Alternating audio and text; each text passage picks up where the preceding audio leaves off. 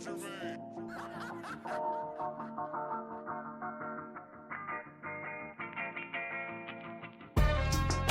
what's going on? This is Relaxing LG_Jackson, and we, the trio, are back for another good episode of the Highly Advised Podcast. This is episode 109, and we are doing fine, and you should be doing fine, and follow us at the Highly Advised Podcast.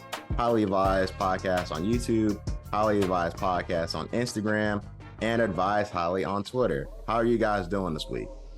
Doing good. Doing pretty good. I can't complain, man. Beautiful day, beautiful skies, beautiful life. You know what I mean? Life could always be worse, right?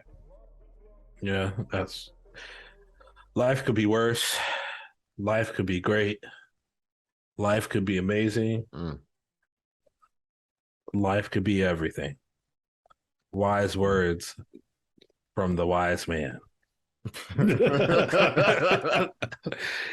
If y'all didn't know who that was, listeners, if you didn't know who that was my man's, otherwise known as the tribal chief, the seance leader of them all, has 3 cults in the making, big BSF on the hat. You know what I'm saying? Talk to him nice, don't ever talk to him at all.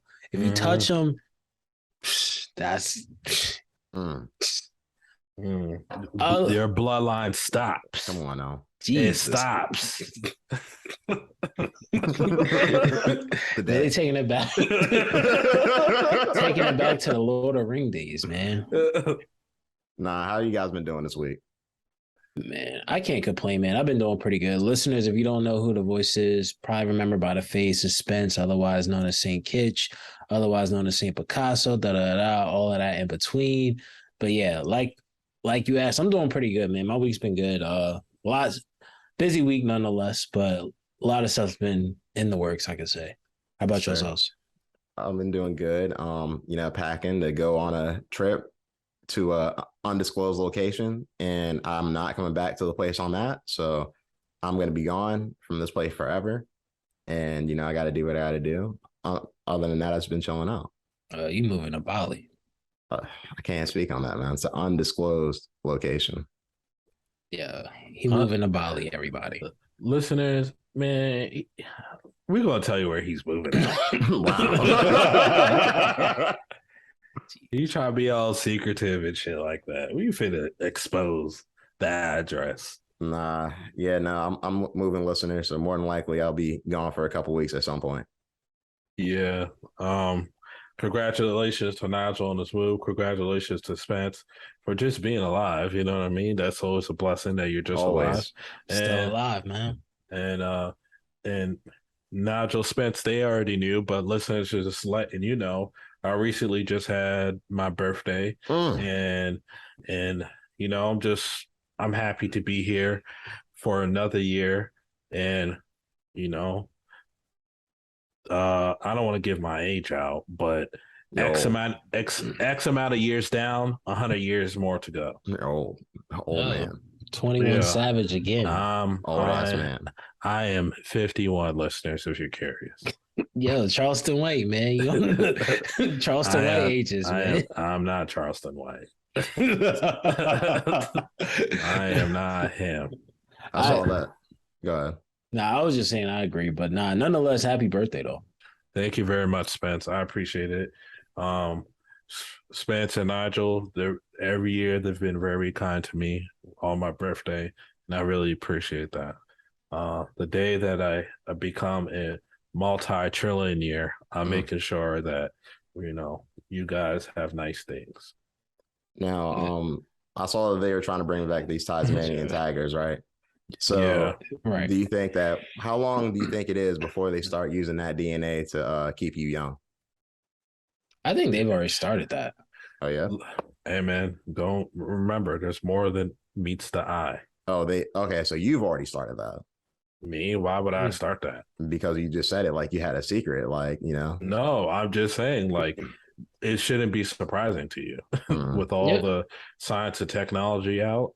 So they're not going to reveal everything that's being done because certain things could cause public panic. You know what I mean? If it's revealed, hey, scientists are, use the DNA to make people younger, you know how many people are gonna go fucking nuts over that? A lot. Yeah. Listen, man. I mean, I think to some extent that's, well, not completely, but I know in some senses, like that's what like the stem cells thing was, like where people are shooting like their cells into different parts of the body. Yeah. Like it would rejuvenate like the body in a sense where it's like they feel a lot younger just from like some of the reviews I've heard from different Yeah. athletes. And it wouldn't be the first time they cloned an animal, because you remember when back in the day they were cloning sheep and shit. But I think it'll be like the first time they've ever brought an animal back, as far as I know, from the dead, essentially. I just want to know where they got the DNA for something that died 100 years ago, or how. That's a good question. I mean, I don't try to question things that's not unrealistic. You know what I'm saying? Like, for all we know, they could be working on time travel as we speak, scientists or researchers or whatever. I'm not saying that's fathomable or whatever, or feasible. I guess that's the proper word.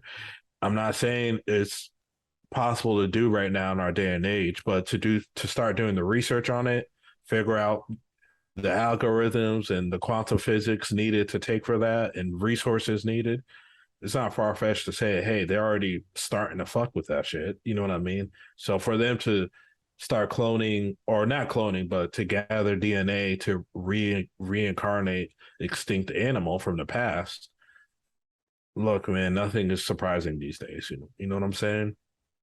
I mean, that's a valid point. I mean, I remember as a kid hearing something in school about how in certain cases they have certain DNA and certain things like stored away in the event that certain things go extinct. So, I mean, that makes sense. And like when you were talking about the time traveling thing, it actually reminded me of Dragon Ball Z. Well, Okay. Hyperbolic time chamber. Nah, when Trunks came from the future. Oh shit. Yeah. Just curious. Shouts out to Spence listeners. That's dope. That's dope. I didn't think he was gonna pull that reference out. Shouts out to him. What, bro? What? I've done spirit bomb. I did spirit bombs as a kid, man. I'm not saying nothing wrong with you fucking with Dragon Ball Z or whatever. I'm saying I just didn't think he was gonna pull that out. I thought he was gonna reference something completely different. Oh, nah. What? Back to the Future? No, maybe some other type of movie, maybe like Tenet or just Terminator. Yeah, something else. Yeah. Nah, Dragon Ball Z, man. Trunks, bro. When they came back from beating Frieza. Trunks, as soon as they land, Trunks comes out like, yo, the android's coming, I'm from the future, X, Y, and Z. Yeah. Gets real spooky after that. But yeah, from my hood to your hood, letting you know they're coming.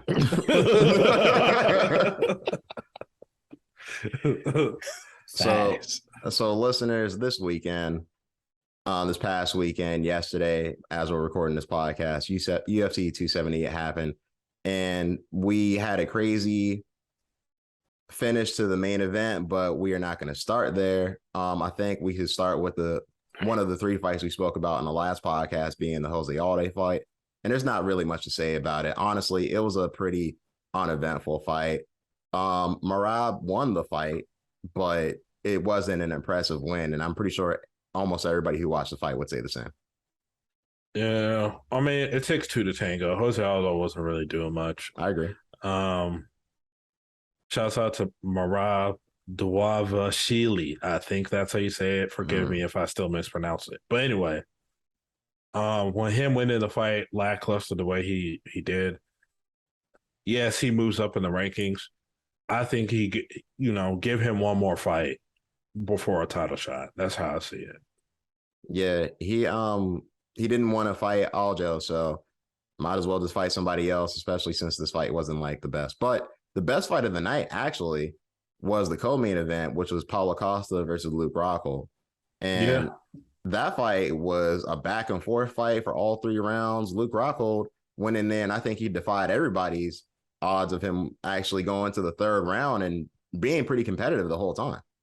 Yeah, I thought Luke was going to get KO'd severely, and especially after that first round. I was like, oh, it's only going to be a matter of time. The way he was getting clocked, head snapping back, bouncing against the fence and bouncing forward, it was like a fucking ricochet.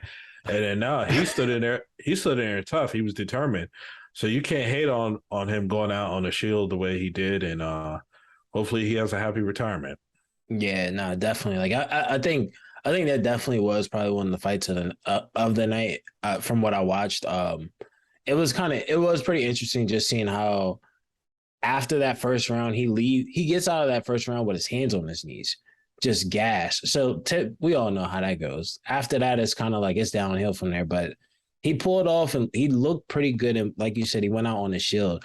I think probably the thing that probably the only one of the biggest mistakes he probably made in the third round was going for that shot when more than likely, like, hey, you're done. You're pretty much done. Only thing you're throwing is power shots at this point. He was able to crack Paulo Costa a few times in that last round. But hey, like you said, he went out on a shield. I think at this time, like even he said he's old at this point. He's old. Yeah. I think this is his first fight since 2019, they said. So it's good to see, like, to me, I say like this. It's good to see a fighter knowing like, hey, this is it. Like, I shouldn't be doing this anymore. But hey, at least I say like this. At least he was able to go out on the shield.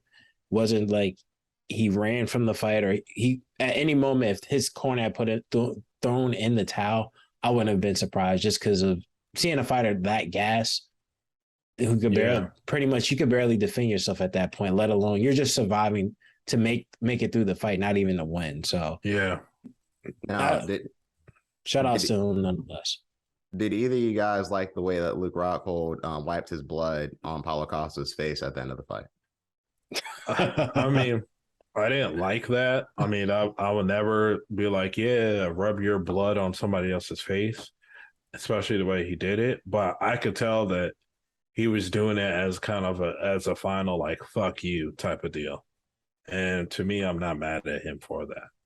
Yeah, like that's all it was from what it seemed like, because they were going back and forth talking to each other the whole fight anyway. And I think at that point, it's like, hey, I know I'm more at that point. He probably knew he's not going to win the fight unless he just does some stunning knockout in the last 10 seconds. So in his mind, he probably said like, yo, it's my FU to you. And I'm going to, the last scene you're going to see of me in the ring is going to be a memorable one. So, I mean, granted, at the end of the day, I wouldn't want someone wiping their blood on me just because I just think that's just human nature. But yeah. It looked pretty disgusting seeing him wipe his bloody nose all over his face. But I think the strangest thing about that was Paulo Costa was smiling the whole time it was happening. And that was just a little odd. But yeah, Paulo don't give a fuck. Yeah. But whatever, that fight was great. But it wasn't the main event. The main event, however, was Kamaru Usman versus Leon Edwards. And we got quite the upset in that fight because Leon Edwards actually KO'd Kamaru Usman in the 5th round with only 56 seconds left in the fight. It was pretty crazy to see. It's pretty cool to see Leon Edwards get the win because he's had a little bit of ups and downs between the last few years, like getting fights canceled here and there and whatnot. So it's kind of crazy to see him actually come back from that little area and actually get the win from Kamaru Usman. Definitely tough for Kamaru Usman, especially getting knocked out cold when he was winning the whole fight, literally pretty much the whole entire fight, except for maybe the first round. But it was kind of crazy to see that. And I think what we'll end up getting more than likely next is the rematch. Yeah, I think watching that fight live, remember with everybody that was over my house yesterday, including Nigel, he was one of the spectators there. And I was just saying, like, damn, talking to everybody that was watching the fight, I was like, damn, like, Kamaru broke this dude. You could see it. Leon, he didn't have, the first round, he had success. He was able to grab his back, look like, he was trying to sink in the rear naked choke, But after that, Kamaru kind of, was pressing him against the cage, takedown, ground and pound, press him against the cage, body shot, headshot, elbow, press him against the cage, takedown, ground and pound. Like, he was just doing whatever he want, and Leon looked broken. You heard the coach yelling and cussing at him, like, blah, blah, blah, don't fucking give up type shit. Fifth round come around, Aloka was a little more of the same. But what you noticed in that fifth round was Kamaru Usman started to take his foot off the gas. He was kind of coasting a little bit. He was kind of cool with just standing in the middle of the octagon, not really doing much. Just, you could tell he was just trying to kill the time. Well, shouts out to Leon. He didn't stop. He didn't stop throwing feints and throwing little strikes. Well, Kamaru Usman, he kind of he tried to slip a punch. Well, he thought a punch was coming from Leon Edwards, so he slipped it. He did the right thing by slipping. Unfortunately, that was a setup for Leon to throw that head kick. Same head kick that he used on Bilal Muhammad.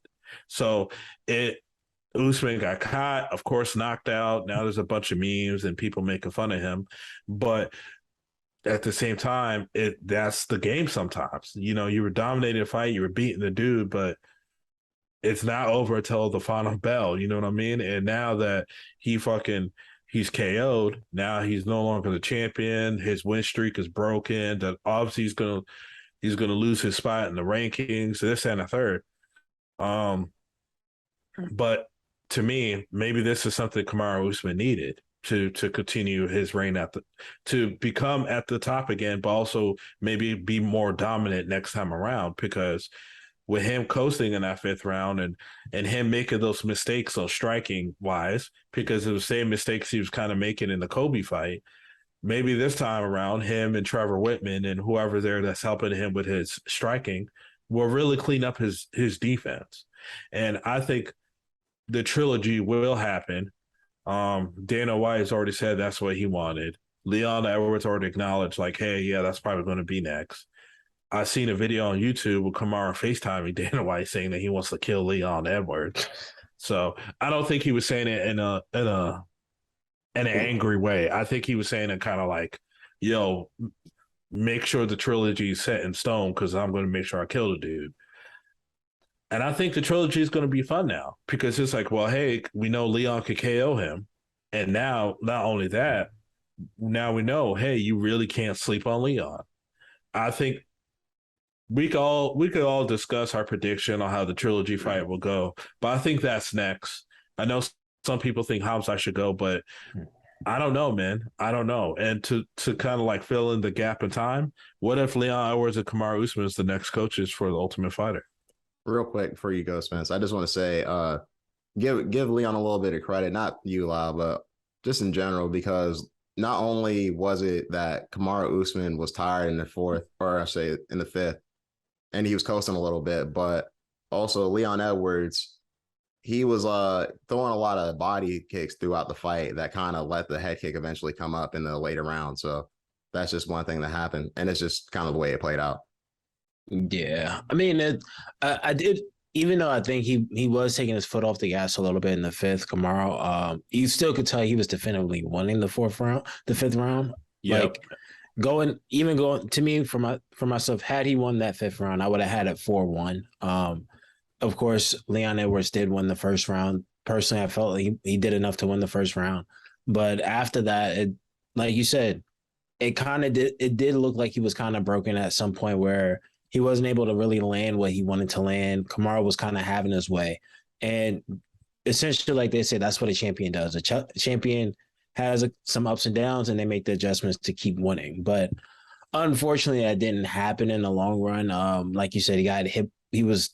I think Edwards was throwing a couple lefts, and then he went to feint for it, and then got caught with that head kick. Or Usman got caught with the head kick. But I don't know. I think it's going to be interesting how this plays out in the long run, just because, of course, we knew, first and foremost, I think Dana's going to make sure that happens, where that trilogy happens, just because it's big enough at this point. Like, they both fought each other in the UFC once years ago. Now it's for the championship. Kamaru Usman, prior to this fight, we all even said this.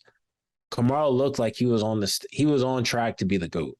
at this point. So it's not like this is like something that just happened and he has his number. So I think this is going to be interesting to see. I'm hoping that personally, I don't think that Jorge Masvidal fight will even happen, but no, yeah, I hope not.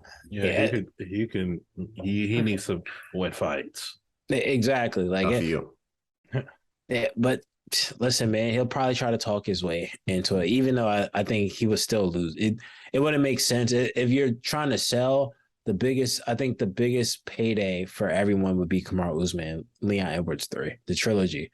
Yeah. But nonetheless, all I want to say is like to me, I think it was a great performance overall for Usman. He just got caught in that last round with like a minute left in the 5th round. But I'm quite sure of someone of that stature, I think he was on pace to actually break Anderson Silva's record pretty soon too. Yeah. In that situation, I think he'll just make the adjustments necessary and come back, because it wasn't like he was losing the fight. Like he was kind of having his way throughout the fight. So it's just now making those additional adjustments so he doesn't get caught. So yeah, extra foot stumps next fight. Yeah. Well, I guess since we're tying this up, if let's say the trilogy were to happen before the year is over, which I don't think so. I think it's going to happen sometime in the spring next year. My prediction. If he had to choose a winner right now in the trilogy, who would it be? You don't have to describe how or how they get it done, but who would you pick in the trilogy to win? Right now? Yeah. Leon. I will go with Usman. How about yourself? I'm choosing Usman. I mean, the fight that happened showed me a lot. I just, Leon got the knockout power, but there was a lot more to that fight than that knockout. So absolutely, yeah, like he pretty much dominated the fight the whole time. Dominated the fight, and I mean, that's how the fight gods work. Like you make one mistake, and it can change the whole direction of everything. So yeah. Now, with an event like that, do you think that the PFL will have anything that can measure up to UFC's events this year or UFC 278? No, obviously not, because even though UFC 278 was kind of like a showcase for Usman in a sense, and then it didn't turn out to be such a showcase for him at the end. Now the UFC has a bigger fight on their hands with the trilogy. They're going to go to the UK somewhere and sell that motherfucker out. Probably going to be the highest rated pay-per-view that they've had there in years. Yep. So yeah. So there's money on the wall for them. And then not only people in the MMA community that's excited to see that, I've seen people in the boxing community. I even see Errol Spence commenting on the Kamaru Usman shit, saying like, this is going to be a better story for your comeback, type of shit. So like, when you got the top boxers and shit paying attention to it, UFC is the NFL of mixed martial arts. Now, with that being said, I think the PFL can be the legitimate number 2. You know what I mean? They're paying their fighters well. When you have like Shane Burgos, who was a top ranked guy in the UFC, now coming over to the PFL, he's making, triple, quadruple, and then more than what he's making the UFC. That sounds like a number 2 organization to me. Now, I feel like it's healthy to have competition in different organizations because it promotes a better product. It promotes people to get paid more too. To bring it over to like, I'm going to try to reference wrestling here. When it was just all WWE, the product was stale. Motherfuckers probably weren't getting paid except for the top guys.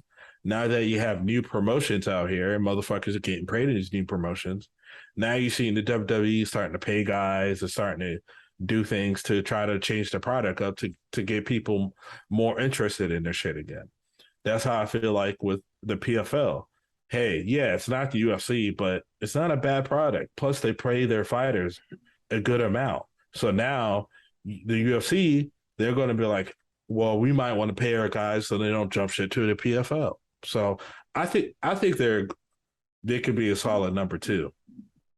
I think that the UFC does have something on their hands when it comes to this financial issue, because if there are organizations like the PFL or whoever wants to pay them, I think it could be an issue as to if they're going to pay more for lower ranked fighters than the UFC is right now. The only problem with that is that they don't have the competition that the UFC does.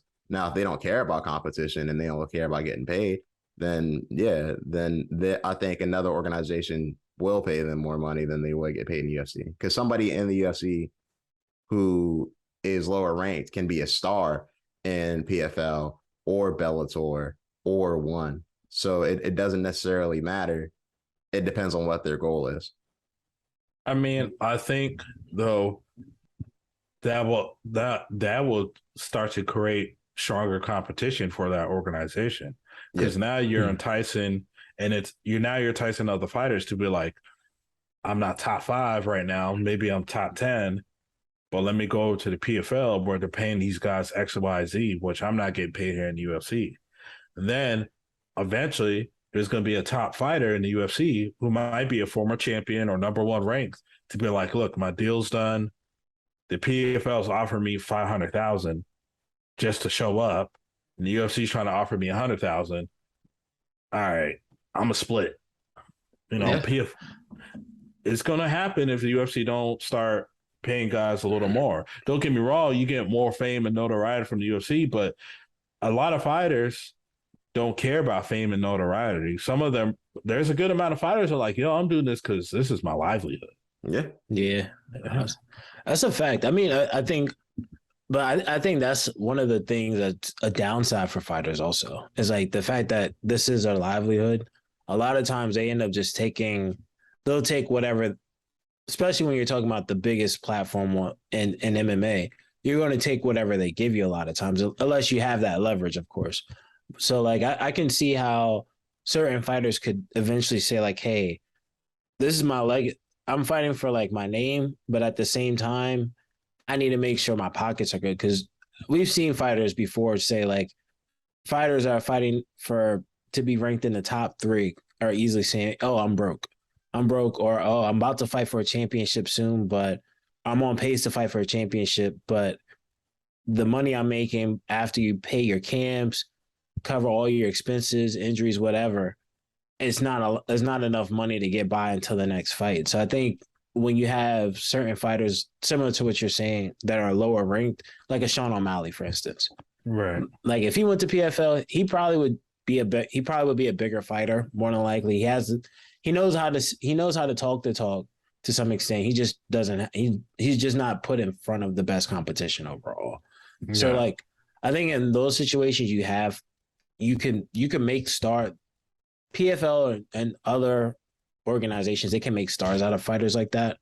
But in the same breath, in a sense, it actually would allow the UFC to actually become somewhat stronger, only because you're going to have like, okay, the guys that would be top 10, maybe you might have some of the guys that are in the bottom 10 are like, hey, let me go to the PFL, which just means, okay, now you have the better it's just going to be a more condensed competition to get into the UFC. But I mean, at some point they'll have to figure out how to pay the UFC. Of course, they will have to figure out how to pay fighters, because at some point you're going to have a guy, like you said, that's going to be number 1, that's going to jump ship at some point. But for right now, I think PFL, what they have is pretty good, as well as like, even though the UFC is number 1 overall, I think the PFL, the way they do it in terms of seasons, I think it brings a different structure to the sport that I think if they can get it to a point where they're televised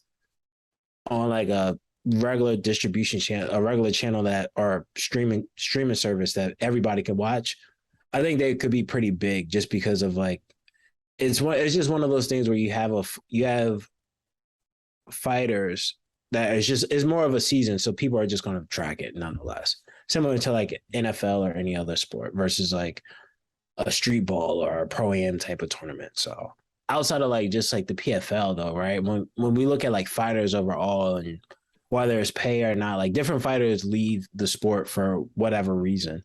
And I'm not sure if you saw, but like Adrian Broner, for instance, recently in his latest fight that I guess was coming up pretty soon, he actually pulled out of his latest fight, due to mental health issues. I know, granted, we spoke about money and everything like that, but I think this is I think this is definitely in the world we live in today with mental health. I think this is going to be a very interesting take on someone leaving the sport because of mental health issues. I just So, think he needs to retire. I don't think he needs to fight anymore. so what I will say is, first of all, mental health is a real deal. Definitely mental health should be taken seriously because that's not nothing to sleep on and nothing to take lightly. Mental health could be very damaging to self and the ones that care for self. So I'm gonna put that out there and not make it any light situation of mental health. I kind of shared Nigel's sentiment about, hey, he should retire, but since Adrian Broner's not retiring, or he didn't officially come out and say he retired or whatever, I don't know if him pulling out of his last fight was entirely due to mental health. There was rumbling saying like, hey, the dude was out of shape. He didn't really train for the fight, this, that, and the third. Now him being out of shape and not really training for the fight could be from his mental health issues. Could be from that. True. I don't know. But what I will say to that is, if you're mentally not all there, I feel like you should step away from boxing. Don't put yourself in a dangerous situation because mentally you're not there. Now, I don't know why the reasons you still want to fight, whether it's for legacy, redemption, money, because that's also a big deal in all these things. But I just think your mental health should be a lot more important than you going out there and boxing. That's just what I believe. So I'm not trying to knock Adrian Broner or anything like that.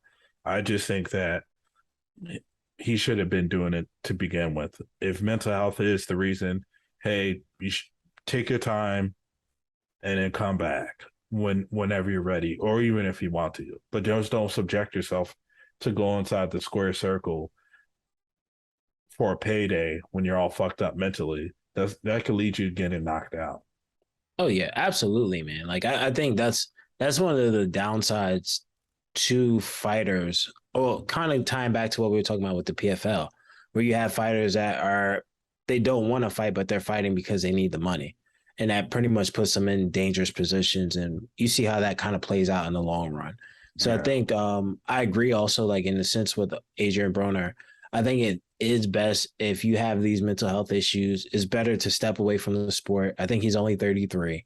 So that means if he wanted to come back, he has a chance to maybe come back and try one more time, maybe at 34, 35, or if he even chooses to come back at all.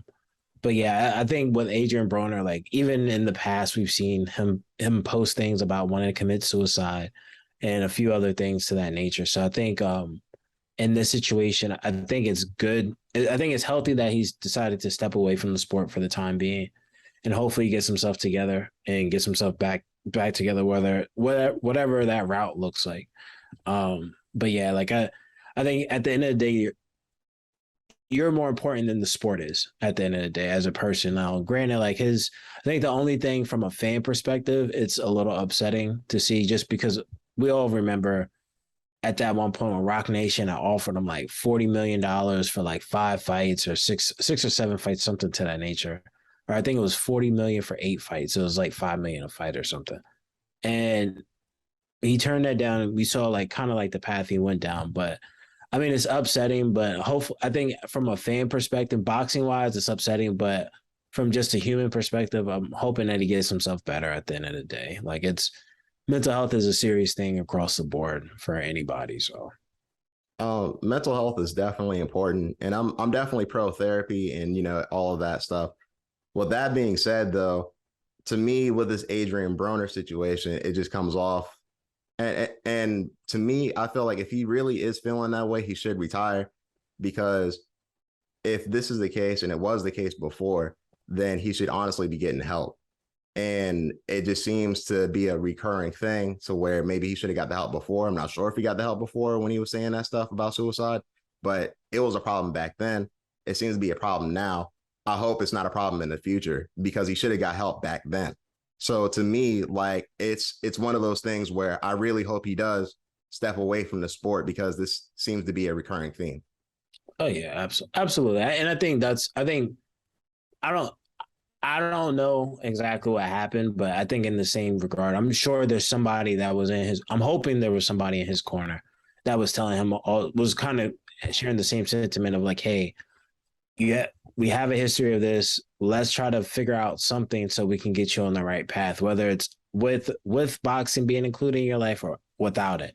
And who knows if even if he chooses to step away from the sport, I think a fighter of his caliber, I think he would still be able to be able to find a way to contribute to the sport, whether it's in the ring or outside the ring. So I think in the sense of like him, I think for just athletes in general, when you've been an athlete for so long as a kid, it's hard to separate yourself from what you once did to what you identify yourself as to what you need to become. So hopefully he's able to get like you said, hopefully he's able to get the help. And I'm quite sure there has to be somebody in his corner that's cheering for this sentiment. So hopefully we see more of him just in general, not necessarily in the ring. So now, did you see the Usyk Joshua fight that just happened since we were on the sport of boxing? Did you get to watch the fight or you just see the highlights? I saw some of the highlights of the fight. I watched like the first couple of rounds, but I ended up just watching more of the highlights. Overall, I saw Usyk did win the fight, but of course, I'm not sure if you guys saw, but there was a clip that, you guys saw like the clip that came around of Joshua after the fight, kind of being a little in his feelings about the loss and pretty much saying like, "Oh, how do you have more skill when I have more courage than you? How did you win the fight?" But that sounds crazy. Like I beat you. I was better than you. That's why. It's like, but you have skill. How do you have skill? I have more courage. Like, hey man, like I put it like this, like, and like we were talking about before, like I mean, those are high emotional moments. So I get some of the disbelief, but hopefully, I don't know. Hopefully, he's able to learn from this to be a better fighter because he at one point he was heralded as like one of the best fighters, even though there was always certain talks. But yeah, hopefully he learns from this fight. I would say that much. He should have been like, "Hey man, go and watch the tape if you really want to see how I beat you." I mean, it exists. He can watch the tape back. Watch all those punches. Look, the tape lied. That's Photoshop. Look, yo, listen, man. I'm just honestly, only thing I hope is like this isn't one of those things that we've seen like with Deontay Wilder, where like a fighter loses and instead of just accepting defeat, they come up with these hysterical reasons as to like why I lost or in this case I'm more courageous than you. You might be skilled, but I have more heart than you. Like I don't know. I think it's interesting. I did see a clip of the post fight or whatever. And he did say something to the nature of like he does identify that he had a couple fights before that he just won because he was just had more hunger than the other fighter.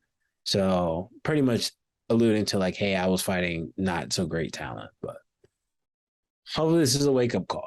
Hey, you lost, man. Yeah, fairly too. Like there's no decision, there's no questioning. There's no need for a rematch.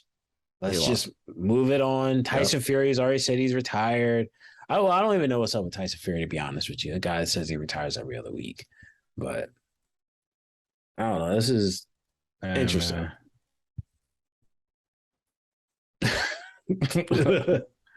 There's nothing left to say, to be honest with you, man. There's nothing. It's boxing. Listen, man. 100 hiccups and you still can't get it right, man. Like that's how it works for Joshua, man. So moving on to music, listeners, I'm not sure if you noticed the reference, but there is a song that came out recently called $100 Hiccup. It was put out by Amani Caesar, Benny the Butcher, and Still Guy Cooks. Now, I took out the time to listen to it, and I know Lau did, but I'm not sure if Spence did. No, I didn't even hear this one yet. Wow. Honestly, I didn't even know it came out until y'all just said something about it. I didn't know. I thought 100 Hiccups was like some DMV rappers or something. I was like 100 Hiccups. I was like, oh, this gotta be one of Laos guys or something, man. Laos guys, damn. Why Yeah. can't it just be it's gonna be one of those guys? You listen to I don't know these guys personally, so they're not my guys. listen, y'all all from the same area, man. So shit guys, man. Because we from the same area, don't be there my guys. Yeah. Does that mean Booth Pack Mookie's your guy? Shouts out to Booth Pack, man. Yeah, shouts out to Booth Pack, man. Shout outs to Mookie, man. So like are we talking about the song now? We're gonna talk about we're talking about the song. So my thought process is I don't hate the song. I don't think the song is terrible or anything. I don't think it's the best song. And that's just me being very unbiased and real about it. I don't think it's the best song. I did like Benny's verse though. I thought Benny's verse was all right. Stove God's verse wasn't bad. I just felt like his placement, he should have never went last. And Armani Caesar, I'm looking forward to the list too, but I hope that she's rapping a lot better on the list too, because this wasn't the best verse from her neither. With that being said though, it's not a terrible song, it's not the worst song or whatever like that. I just didn't think it was that great. I thought it was a decent song. I think it would be a lot better of a song if the verses were switched around and Benny went first, Armani went second, and Stove God first, Armani second, Benny last. I feel like the song would flow better like that. But because Benny comes on with a faster flow and Stove God's flow on that song is very slow, it kind of contrasts in a weird way and it doesn't really sound the greatest. Both of the verses are good, but it just on that song, it doesn't necessarily work for me. So I wasn't really feeling it like that. Yeah, like the song feels a little forced. That's how I feel like. Like I feel like the beat is solid. I'm not mad at the beat. Obviously, there's things that I like about when it comes to the rapping, but it just feels like something is missing from the song. You know what I mean? And I don't know if it was a rush job or if it was just something that they truly believed, like, hey, the way we concocted this song and conjured it, this is supposed to be a smash hit lead single. And unfortunately, I don't think it was a smash hit lead single. Like I said, I don't hate the song. And whenever the list 2 does drop, I will listen to it and I'll come across the song again. But I'm not going to sit there and say, like, yo, I'm blasting this in a whip, repeat. It's not that type of song for me.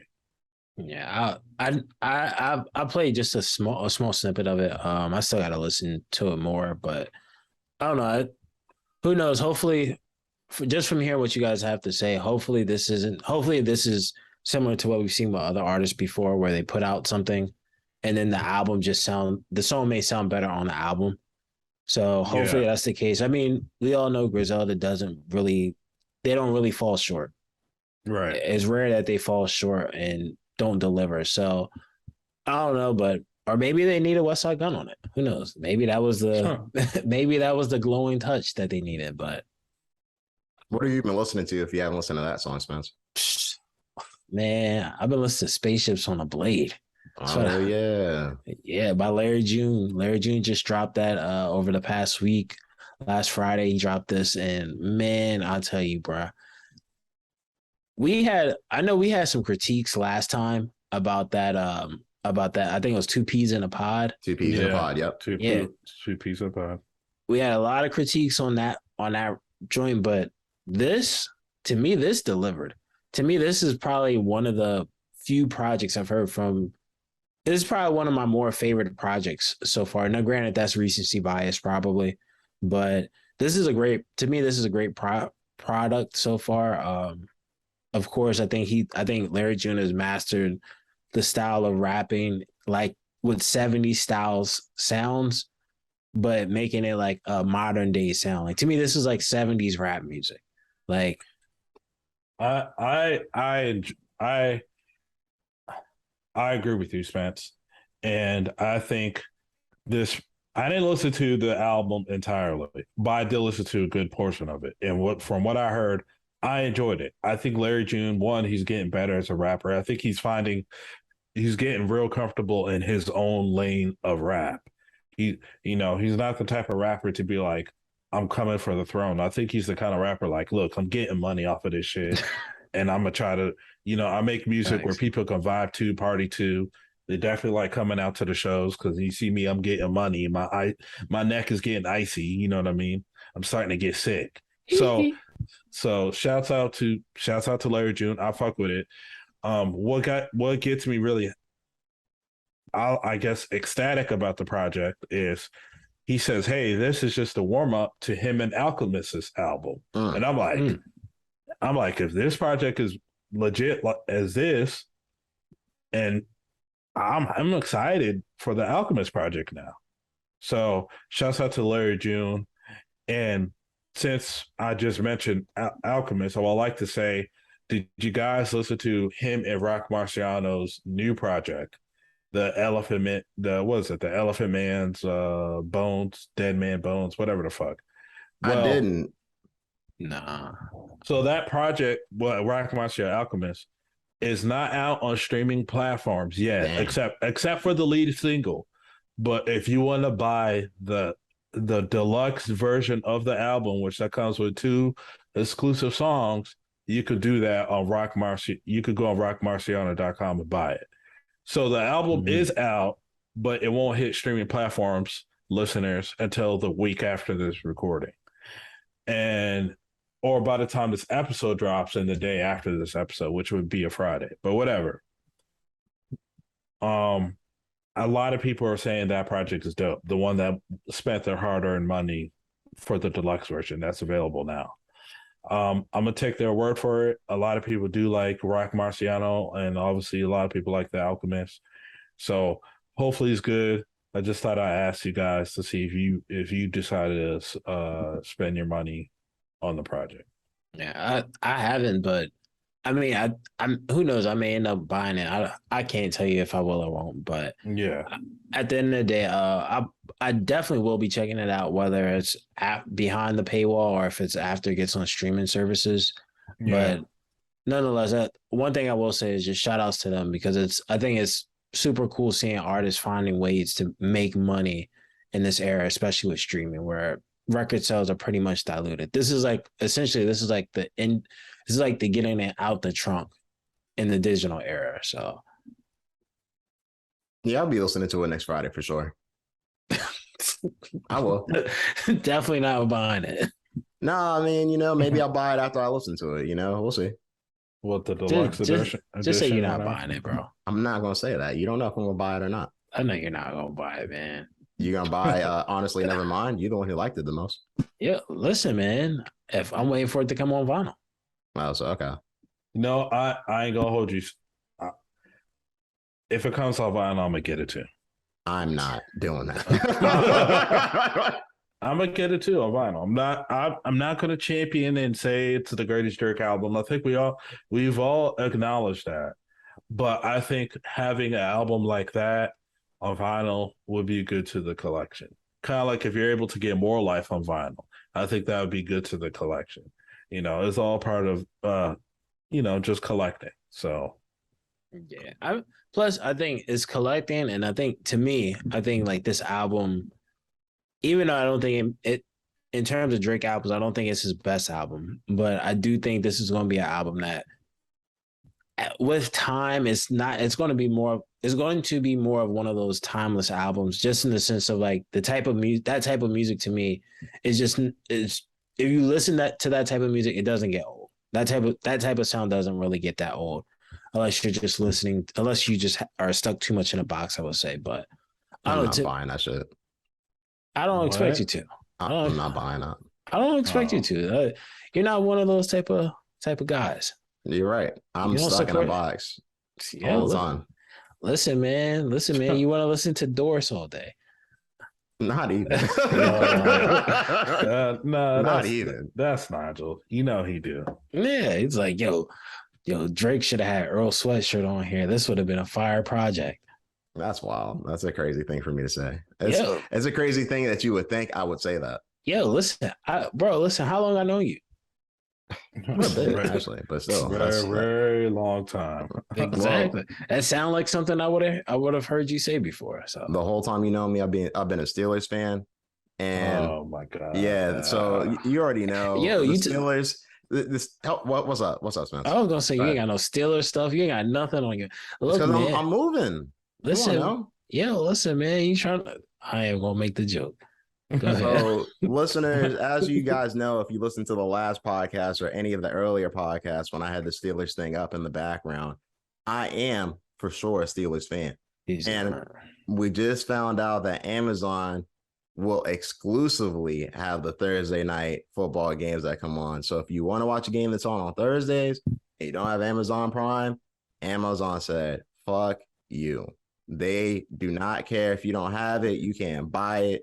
You can't do anything. You need Amazon Prime. And they made this deal for 11 years. So Thursday Night Football is off of NBC now. Gone. So strictly on Amazon Prime. Yes. You know, there's some people that's going to disagree with me. I fucks with it. Hey. I fuck with it. Me too. I'm telling you, it's going to cripple TV. It's going to cripple cable TV because this is just only the beginning. Yeah. It's only the beginning. You know, ESPN has Monday Night Football on lock, so that'll never go anyway. But imagine if ESPN's like, hey, look, we'll stream Monday Night Football on ESPN Plus as well. Yep. That's what I'm saying, man. And on Sunday nights, now you got Fox and CBS. They still have the rights to, you know, the Sunday games and all that shit. But imagine now the motherfucker Peacock. Hey, look, we want to buy the rights to Sunday Night Football. So now we got the Sunday night games on lock. Now motherfuckers are going to subscribe to Peacock for that. On Peacock, they were streaming playoff games live. I'm telling you, I'm not mad at it, man. I'm not mad at it because the reason I'm not mad at it is this: like, we're moving into an era of streaming over cable TV. The only thing that's keeping cable TV alive is sports, live events of sports. Once sports is completely away from cable TV because of the live aspect of it, you could do live events on streaming platforms. It's already been proven multiple times over and over again. Once cable TV is out of the fold, I think that's the end of cable TV, man. And because nobody's going on cable TV watching sitcom TV shows when they could go on streaming platform XYZ and binge watch seasons of it. Nobody's sitting there watching fucking Game of Thrones. Game of Thrones, HBO Max. I don't need to go. I don't need to buy HBO subscription. I go HBO Max. You know what I'm saying? And watch the old episodes if I need to catch up. Not wait. Not hope for them to send a fucking to do a replay. You know what I'm saying? So the way I see it is just kind of like nobody's watching Hallmark movies, nobody's watching Lifetime movies like that. I guarantee you, if Hallmark or Lifetime hopped on a streaming platform, that audience is going to hop to that streaming platform. I'm telling you, the streaming thing is just going to. But what will this enforce though? Which hopefully the cable companies will probably do. Hey, we're going to try to compete now. Maybe we're going to try to make our price. We're going to lower our prices on our cable packages. Now motherfuckers might stay around. But I think the only reason why streaming platforms are big as what they are because of cable. Because of cable TV. So look, the thing that's going to make this deal crazy is next year when Sunday Pass is available to be sold off, because DirecTV has that right now exclusively on a satellite deal. So they cannot put Sunday Pass on streaming services until that deal is over, which it is next year. So if they made this deal for $1 billion for 11 years for one game per week, just think about the money there is to be made in the deal for Sunday Pass that also will be a streaming deal for NFL games. I'm just saying, man, everything is going over.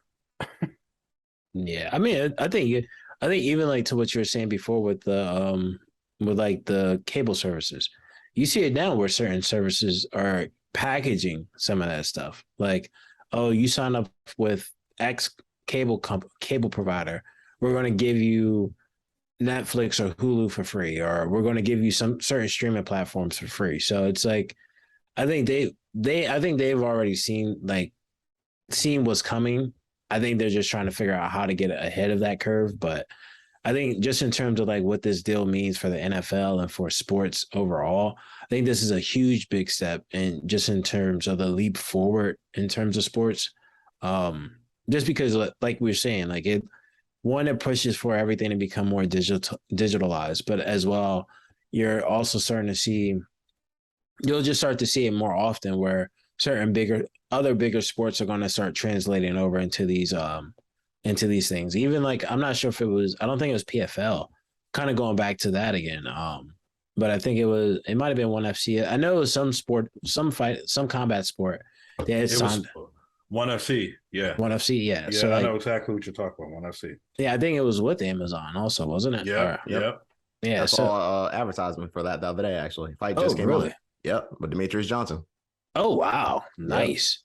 Yep. See, like even in that sense, like that, slowly but surely, they're finding ways of just moving that completely over. Because I mean, let's be honest, like cable and the traditional way of watching TV is not extinct, but it's more for people that are like older than millennials for the most part. Like you have some millennials and then people that are older than that, boomers and so on and so forth. But when you're talking about younger millennials and Gen Zs, everybody watches everything through the internet at this point. Like everything is digitalized, whether it's through YouTube, through Netflix, through Twitter. Even at one point, I remember Twitter used to be able to would post like give you a live stream of like sport events. Yeah. So it's like everybody's making that adaptation, man. At this point, you got to adapt to survive.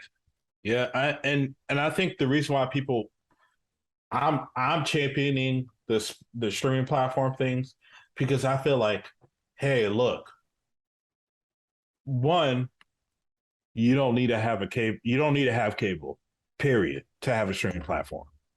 Right? You don't need to pay $90 a month for that. All you really need is fucking internet. If you're a Disney guy and all you love is Disney shit, you paying whatever for Disney Plus a month, that's it for you. If you're a guy that you like fucking ESPN, et cetera, you know what I mean? Amazon Prime, that's another one, I feel like is really tailor-made and select and geared towards what you really want. And with that being said, you're not really paying that much money per month to watch what you really want. And I think that's why streaming platforms is so appealing to companies and so appealing to the consumer. Now, for example, if the shit was like Netflix, right? You got to pay us $20 a month. Now you might be like, I don't fucking know.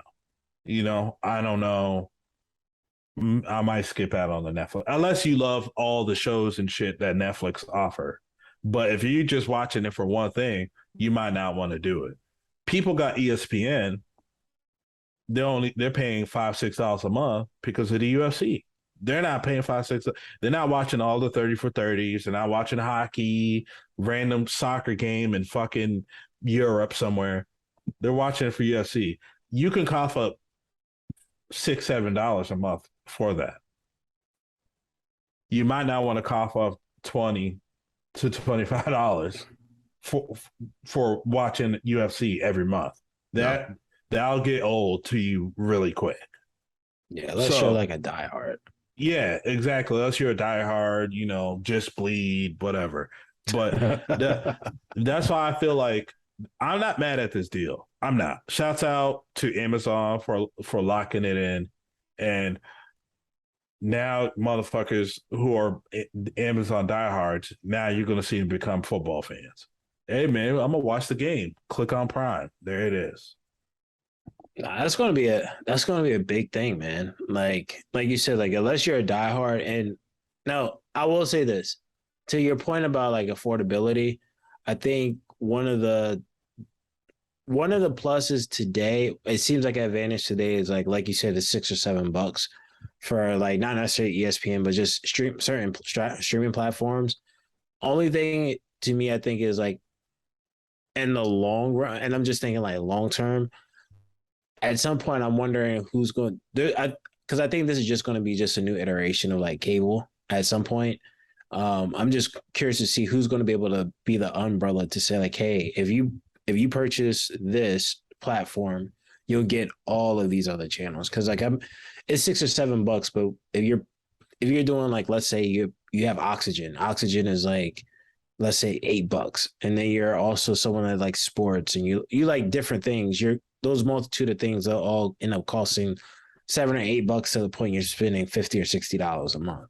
So like, I think that's the only thing I think in the long run. I'm curious to see how they'll be able to like cannibalize that, but overall, like I think it's going to. I think it's just a point. I think it's a great direction that we're moving into, just in terms of everything being in the stream and just adapting to the streaming service today.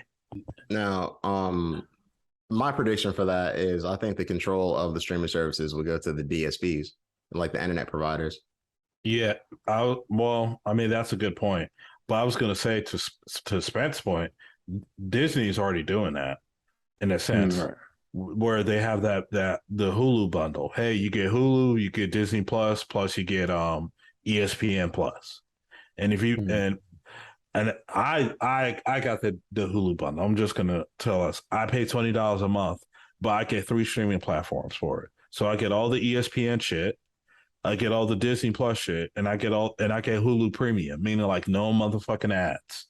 So that's nice. Yeah, so I pay $20 a month, and I feel like right there, that's a good amount of.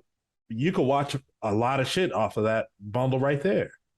Because on Hulu, the way they do it is, even though they're starting to do live shit now, but they got it where, like, for example, let's say, Spence, you fuck with MasterChef. MasterChef is the show, after you get done making, hundreds or thousands of dollars, you get in your pajamas, you get your favorite teddy bear, and you cut on the TV. That's your good night show, right? Your nightcap. You have a little tea and shit, all that. How to make a stone burger. Right. So let's say that you're busy and you can't fucking watch MasterChef live. Guess what? It's on fucking Hulu. And that's why the latest episodes too. It's not like, hey, 2 seasons ago is on Hulu. You can watch that too if you want. But if you want to watch the latest shit that just happened, it's on Hulu. So I think a lot of people are attracted to that. Oh, yeah, I think, absolutely. You know what I mean? Obviously, ESPN Sports, that's probably the largest fucking market of TV in the world. And you got Disney Plus, who are basically the mega corporation. They own some of the biggest franchises known to man. So you got all that shit too. So I feel like there will be more of that, as what you're saying, Spence, of somebody doing bundles, but you're putting 3 or 4 streaming packages together. I could see that happening with a company that owns shit. But as of right now, I think Disney is the only one that does that. Yeah, I think as time goes on, like you said, I think that we probably will see that more often across different conglomerates. Because like you said, it kind of goes back to like cable TV 60 years ago, where it was like only 3 or 4 channels. At some point, you'll just have like you said, you'll have Disney, and then you'll have X company and X production company, and they own everything else. So like I can definitely see that happen. And kind of going back to what you're saying, like on demand, right? Like having that ability to be on demand. Right now, I'm not sure if listeners know, but like the new season of Power has came out, Power Kanan. I'm a big fan of it, but like it's one of the beauties of a show like that is that in the on-demand feature, right?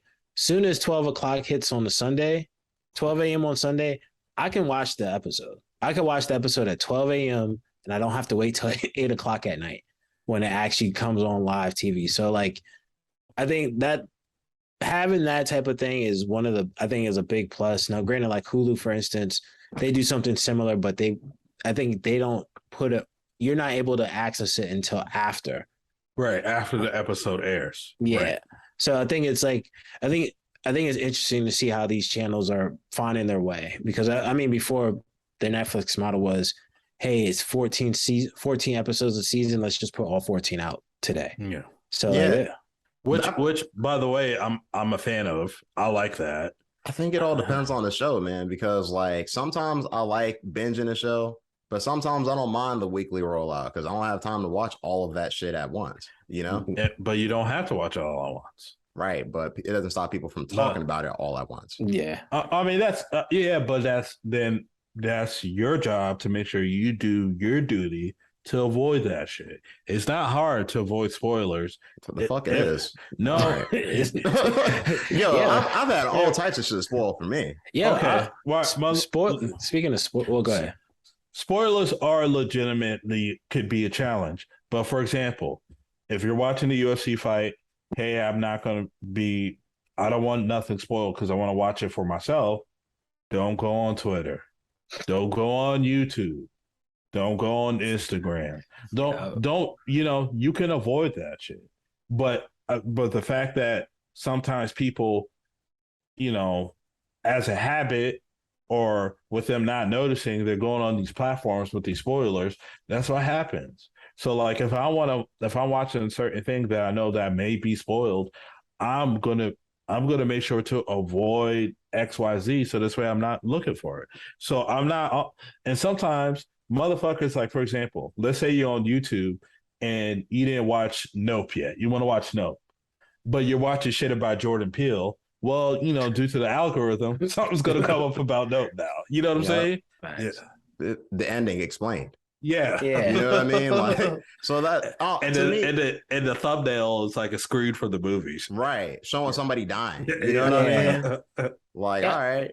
I mean, honestly, speaking of like spoilers, like that, in all honesty, Lyle's correct, because like if even like for the Usman fight, I woke up after the fight had like went, and I just happened to go on Instagram.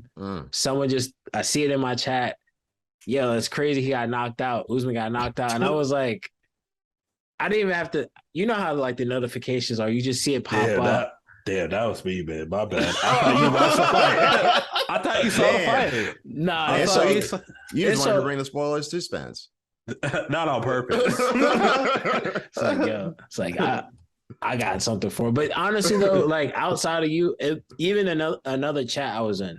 Okay. Someone else, like I saw what you said, but I was like, I always try to just tell myself, oh, maybe I'm tripping. Maybe I misread that, or you got to lie to yourself at some point. Yeah. And then somebody else posted the picture like, yo, Usman just got knocked out, and sends the picture. Literally, as soon as I see that, I just look at my keyboard. I try not to look at the picture. I say, I got to watch the fight immediately. Like I don't know if you guys remember that episode of The Cosby Show, but it was an episode where he was supposed to watch like the football game that Sunday, but he had to go to work. So he taped the game. And then the whole episode was about people trying to tell him how the game went. And it's like him just avoiding every avenue from his daughter to his father. Like that same sentiment exists today. Yeah, I think that it's going to happen a lot more often today too with the internet. Yeah. Like for example, like when the one Star Wars movie came out, Luke Skywalker dies. Like it was fucking crazy. It was Spoiler all over. alert. Yeah, Jesus, my God. If you haven't seen that,